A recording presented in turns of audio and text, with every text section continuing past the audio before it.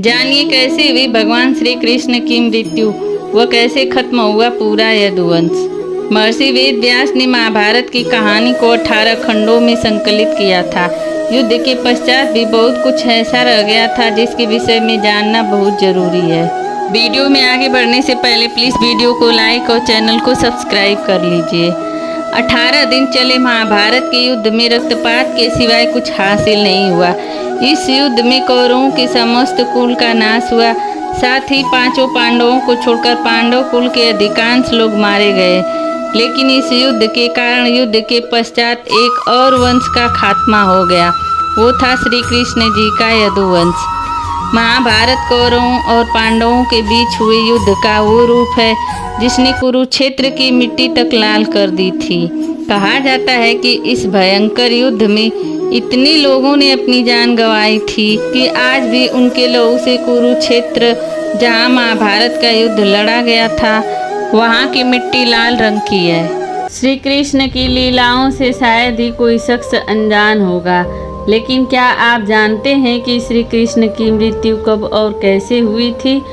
तो वीडियो में आगे बढ़ने से पहले प्लीज़ वीडियो को लाइक और चैनल को सब्सक्राइब कर लीजिए। वो कौन था जिसके हाथों से श्री कृष्ण की मृत्यु हुई? मानवता और मानव जाति लगभग नष्ट कर देने वाला कुरुक्षेत्र का युद्ध शांत हो चुका था।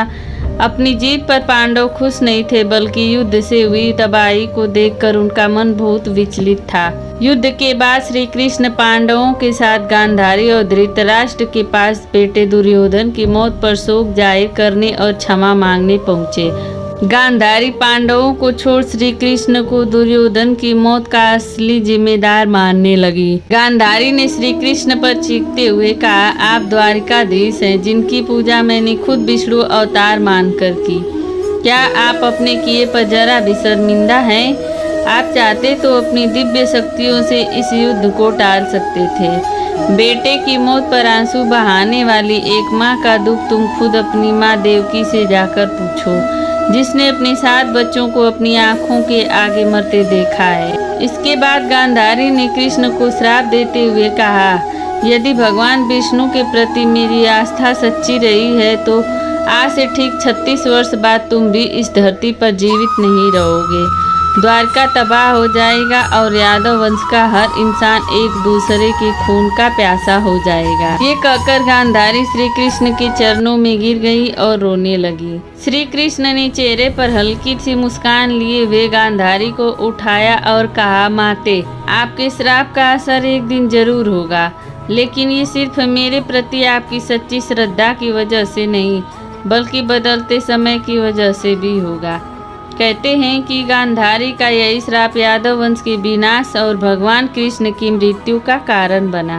महर्षि वेद व्यास ने महाभारत की कहानी को 18 खंडों में संकलित किया था। कुरुक्षेत्र का युद्ध इस ग्रंथ का सबसे बड़ा भाग है, लेकिन युद्ध के पश्चात भी बहुत कुछ ऐसा रह गया था जिसके विषय में जानना बहुत जरूरी है, जिनमें भगवान श्री कृष्ण की मृत्यु और द्वारका के समुद्र में समा जाने की घटना अत्यंत महत्वपूर्ण है। मौसल पर्व 18 पर्वों में से एक है, जो 8 अध्यायों का संकलन है। इस पर्व में भगवान कृष्ण के मानव रूप को छोड़ना और उनकी मृत्यु के पश्चात उनकी नगरी द्वारका के साथ घटी घटना का वर्णन है। आइए जानते हैं क्या छिपा है मौसल पर्व की कहानी के भीतर। यह घटना कुरुक्षेत्र युद्ध के 36 साल बाद की है। कृष्ण की द्वारका नगरी बहुत शांत और खुशहाल थी, जहां युवाओं के भीतर चंचलता बड़ी ही सामान्य थी और वे सभी भोग विलास में लिप्त रहते थे। एक बार कृष्ण के पुत्र सांब को एक शरारत सूझी। स्त्री का वेश लेकर वह अपने दोस्तों के साथ ऋषि विश्वामित्र, दुर्वासा, वशिष्ठ और नारद से मिलने गया। वे सभी भगवान श्री कृष्ण के साथ एक औपचारिक बैठक में शामिल होने के लिए द्वारका आए थे।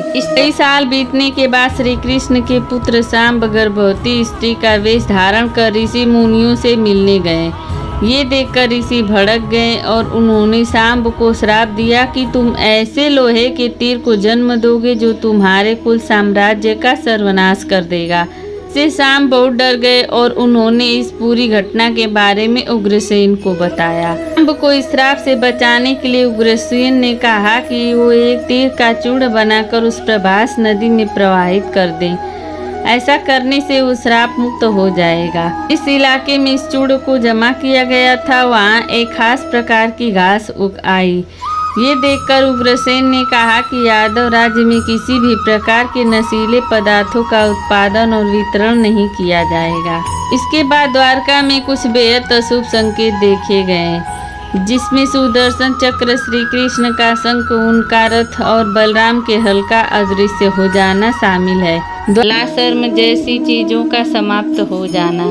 चारों ओर अपराध, अमानवीयता और पाप का साया था। बुजुर्गों और गुरुओं का असम्मान, निंदा, द्वेष जैसी भावनाओं में उल्लेखनीय बढ़त आदि सब द्वारका के लोगों का जीवन बन गया था। द्वारका में अपराध और पाप बढ़ने लगे थे। ये देख श्री कृष्ण परेशान हुए और उन्होंने अपनी प्रजा से प्रभास नदी के तट पर जाकर पापों का प्रायश्चित करने का आग्रह किया। सभी ने ऐसा ही किया, परंतु जब सभी यादव प्रभास नदी के किनारे पहुँचे तो वहाँ जाकर सभी मदिरा के नशे में चूर होकर भी भोग विलास में लिप्त हो गए। मदिरा के नशे में चूर सात्यकी कृतवर्मा के पास पहुँचा और अश्वत्थामा को मारने की साजिश रचने और पांडव सेना के सोते हुए सिपाहियों की हत्या करने के लिए उनकी आलोचना करने लगा। कृतवर्मा ने भी सात्यकी पर आरोप मढ़ने शुरू कर दिए। बहस बढ़ती गई और इसी दौरान सात्यकी के हाथ से कृतवर्मा की हत्या हो गई। कृतवर्मा की हत्या करने के अपराध में अन्य यादवों ने मिलकर सात्यकी को मौत के घाट उतार दिया। जब कृष्ण को इस बात का पता चला तो वो वहाँ पर प्रकट हुए और एरका घास को हाथ में उठा लिया। ये घास एक क्षण में परिवर्तित हो गई, जिससे श्री कृष्ण ने दोषियों को सजा दी। मदिरा के नशे में चूर सभी ने घास को अपने हाथ में उठा लिया और सभी के हाथ में मौजूद वो घास लोहे की छड़ बन गई, जिससे सभी लोग आपस में भीड़ ही गए और एक दूसरे को मारने लगे। बब्रू, दारुक और भगवान कृष्ण के अलावा अन्य सभी लोग मारे गए। यदुवंश के नाश के बाद कृष्ण के ज्येष्ठ भाई बलराम समुद्र तट पर बैठ गए और एकाग्रचित होकर परमात्मा में विलीन हो गए। इस प्रकार शेषनाग के अवतार बलराम जी ने देह त्यागी और स्वधाम लौट गए। लोहे की छड़ का चूर्ण एक मछली से निगल लिया और वह उसके पेट में जाकर धातु का एक टुकड़ा बन गया। जरा नामक शिकारी ने उस मछली को पकड़ा और उसके शरीर से निकले धातु के टुकड़े को नुकीला कर तीर का निर्माण किया। गांधारी के श्राप के अनुसार यादव वंश के सभी लोग आपस में लड़कर मर गए। इस घटना के कुछ समय बाद श्री कृष्ण एक पेड़ के नीचे योग समाधि ले रहे थे। इसी दौरान जरा नाम का एक शिकारी वहाँ हिरण की तलाश में आ गया। जरा ने श्री कृष्ण के हिलते हुए पैरों को हिरण समझा और तीर चला दिया। इसके बाद शिकारी श्री कृष्ण के पास पहुंचा और अपनी गलती के लिए उनसे क्षमा मांगने लगा। तब श्री कृष्ण ने उसे सांत्वना दी और बताया कि कैसे उनकी मृत्यु निश्चित थी। श्री कृष्ण ने कहा, त्रेता युग में लोग मुझे राम के नाम से जानते थे। राम ने सुग्रीव के बड़े भाई बाली को छिपकर वध किया था। अपने पिछले जन्म की सजा उन्हें इस जन्म में मिली है। दरअसल जरा ही पिछले जन्म में बाली था। यह कहकर श्री कृष्ण ने अपना शरीर त्याग दिए। जब पांडवों को पता चला तो वह आकर श्री कृष्ण जी का अंतिम संस्कार किए और युद्ध के बाद जो स्त्रियां, बच्चे, बूढ़े बचे थे सबको हस्तिनापुर लेकर गए। तत्पश्चात द्वारिका समुद्र में डूब गई। उनके साथ प्रद्युम्न पुत्र अनिरुद्ध के पुत्र वज्रनाभ भी थे। जब अर्जुन द्वारिका वासियों को हस्तिनापुर लेकर जा रहे थे तब जंगल में रात्रि के समय रुक गए थे। वहाँ के लुटेरों ने आक्रमण किए, जिससे अर्जुन ने सबकी रक्षा किए, परंतु उनके दिव्य अस्त्र समाप्त हो चुके थे। लुटेरे धन संपदा और कुछ नई नवेली स्त्रियों को लेकर चले गए। अब जो भी बचा था उसे लेकर वे हस्तिनापुर पहुँचे। उसमें श्री कृष्ण की 8 रानियां भी थी। कुछ समय बाद माता रुक्मणी और माता जामवंती अग्नि में प्रवेश कर जाती हैं और बची हुई पत्नियां वन में तपस्या करने चली जाती हैं। श्री कृष्ण के वंश में केवल उनके परपोते वज्रनाभ ही बचे थे। वो इंद्रप्रस्थ के राजा बनाए गए। बाद में अर्जुन महर्षि वेद व्यास के आश्रम पहुँचे और सारा वृतांत सुनाए। बोले, यह सब कैसे हो गया?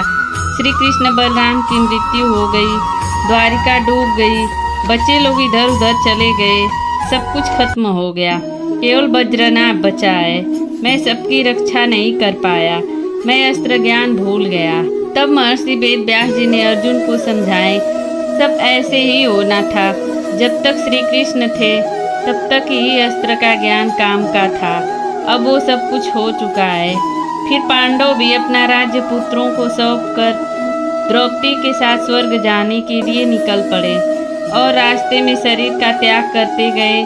सिर्फ युधिष्ठिर स्वर्ग तक सशरीर पहुँचे। वीडियो अच्छी लगी होगी तो प्लीज़ लाइक और सब्सक्राइब जरूर करें और कमेंट में जय श्री कृष्ण जरूर लिखिए।